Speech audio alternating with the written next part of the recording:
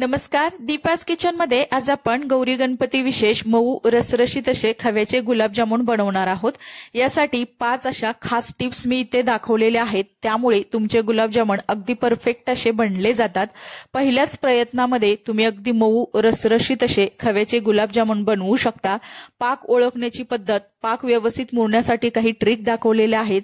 तसेच मऊ आणि रसरशीत गुलाबजामुनसाठी सुद्धा एक मस्त अशी ट्रिक इथे मी दाखवलेली आहे, त्यामुळे पहिल्याच प्रयत्नामध्ये तुम्ही हे गुलाबजामुन अगदी परफेक्ट असे बनवू शकता।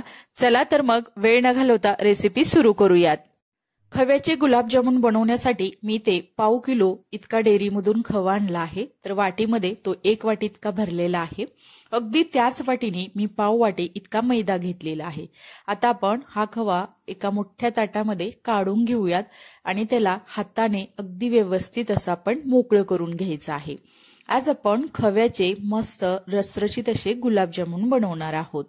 तर इथे तुम्ही बघू शकता, मी थोडंसं खवा मोकळा करून घेतलेला आहे आणि पाव वाटी जे आपण मैदा घेतला होता त्यातील निम्म मैदा मी यामध्ये घातलेला आहे। आता हे गुलाबजामुनसाठी लागणारं पीठ आपण अगदी व्यवस्थित असं मळून घ्यायचं आहे। तर इथे मी एकदम सर्व मैदा घातलेला नाही, कारण जर खवा तुमचा घट्ट असेल तर इथे जास्त मैदा लागणार नाही, किंवा जर खवा तुमचा पातळ असेल तर थोडासा जास्त मैदा सुद्धा लागू शकतो। तर इथे तुम्ही बघू शकता, मी अंदाज घेत यामध्ये थोडा थोडा असा करून मैदा घालत आहे आणि त्याला अगदी व्यवस्थित असं खव्यामध्ये मिक्स करून घेत आहे। तर तुम्ही ते बघू शकता, आपल्याला हा पाव वाटी इतका मैदा पूर्णपणे लागलेला आहे आणि इथं आता आपण अगदी व्यवस्थित असं हे गुलाबजामुनसाठी लागणारे हे पीठ मळून घेतलेलं आहे। कधीही गुलाबजामुनचं पीठ जास्त वेळ मळावं लागतं, त्यामुळे गुलाबजामुन अगदी व्यवस्थित असे वळले जातात।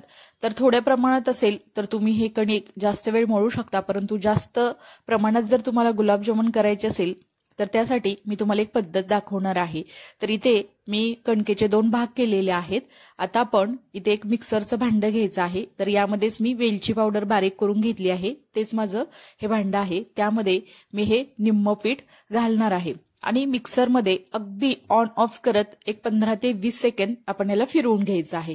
तर तुम्ही ते बघू शकता, असं हे पीठ झालेलं आहे। अगदी मऊसूत असं होतं, त्यामुळे गुलाबजामुन अगदी व्यवस्थित असे वळले जातात, त्याच्यावरती अजिबात क्रॅक सुद्धा येत नाहीत। अगदी याच पद्धतीने मी बाकीचं सुद्धा पीठ असंच मिक्सरमधून ऑन ऑफ करत हे थोडंसं फिरवून घेतलेलं आहे आणि परत एकदा आपण त्याची व्यवस्थित अशी आपण आता कणिक मळून घेऊयात। तर इथं तुम्ही बघू शकता, मस्त असं हे गुलाबजामुनसाठी लागणारं हे पीठ आपलं व्यवस्थित असं मळून झालेलं आहे। आता आपण याचे गुलाबजामुन करून घेऊयात। तर एकसारखे गुलाबजामुन होण्यासाठी तुम्ही घरातील कोणताही असा खोलगट चमचा घ्यायचा आहे, त्याच्या साहाय्याने असं हे गुलाबजामुनचं पीठ तुम्ही काढून घ्यायचं आहे आणि दोन्ही हाताच्या तळहातावरती ते पीठ ठेवून अगदी चांगलं असं जोरात त्याला रगडून घ्यायचं आहे आणि परत त्याचा सहजपणे असा गोल असा गोळा बनला जातो। तर तुम्ही ते बघू शकता, मस्त असं हे गुलाबजामुन आपलं बनवून तयार झालेलं आहे, त्याच्यावरती अजिबात क्रॅक्स गेलेले नाहीत। अगदी याच पद्धतीने आपण सर्व गुलाबजामुन बनवून घेणार आहेत। तर इथे तुम्ही बघू शकता, दुसरं सुद्धा गुलाबजामुन आपण अगदी याच पद्धतीने बनवून घेतलेलं आहे। दोन्ही तळहातामध्ये पीठ घ्यायचं आहे आणि जोर देऊन त्याला थोडंसं असं रगडून परत त्याचा असा गोल असा गोळा बनवायचा आहे। तर इथे बघू शकता, दुसरं सुद्धा गुलाबजामुन अगदी मस्त असं वळलं गेलेलं आहे। अगदी याच पद्धतीने इथे आपले सर्व गुलाबजामुन बनवून झालेले आहेत।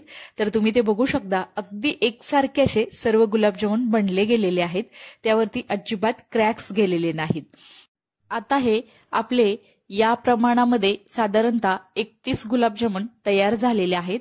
तर असेच आपण याला झाकून ठेवूयात, तोपर्यंत इकडे जामुनसाठी लागणारा पाक तयार करूयात। त्यासाठी एका कढईमध्ये मी 1 वाटी इतकी साखर घेतलेली आहे। ज्या वाटीने आपण खवा घेतला होता त्याच वाटीने साखर घ्यायची आहे। त्यामध्ये आपण 1 वाटी इतकं पाणी घालायचं आहे। आता आपण गॅस सुरू करूयात आणि याला साखर विरघळेपर्यंत याला सतत असं हलवत राहायचं आहे। तर तुम्ही ते बघू शकता, अगदी 1-2 मिनिटांमध्येच साखर यातील पूर्णपणे विरघळली गेलेली आहे। आता आपण गॅसची फ्लेम अगदी मध्यम ते कमी ठेवायची आहे आणि त्यावरती हा पाक आपण साधारणतः 8 ते 10 मिनिटाकरता असंच आपण याला शिजत ठेवणार आहोत। तर अधूनमधून तुम्ही हा पाक चेक करायचा आहे आणि त्याला सतत हलवत राहायचं आहे। तर इथे तुम्ही बघू शकता मी त्याला असं हलवून घेतलेलं आहे आणि आता मी तुम्हाला इथे दाखवते गुलाबजामुनसाठी लागणारा परफेक्ट पाक तयार झाला हे कसं ओळखायचं। तर इथे बघू शकता एक 10 मिनिटानंतर मी असा थोडासा पाक दोन्ही बोटामध्ये घेतलेला आहे। तर थोडासा चिकट चिकट लागत आहे, परंतु त्याची तार बनली जात नाही, म्हणजे हा गुलाबजामुनसाठी लागणारा हा परफेक्ट असा पाक तयार झालेला आहे। आता आपण यामध्ये 1 चमचा इतकी वेलची पावडर घालायची आहे आणि ही पाकामध्ये अगदी व्यवस्थित अशी मिक्स करून घ्यायची आहे। त्यामुळे मस्त असा गुलाबजामुनला आपल्या स्वाद येतो। तर इथे जर तुमचा पाक जास्त पुढे गेला तर तो दुसऱ्या दिवशी जेव्हा आपण गुलाबजामुन यामध्ये मुरत ठेवणार आहोत त्यानंतर तो पाक अगदी घट्ट बनला जातो। त्यामुळे आता इथे हा आपला पाक बनवून तयार झालेला आहे। पाक गरम आहे, तसेच आपण इकडे गुलाबजामुन सुद्धा तळून घेऊयात।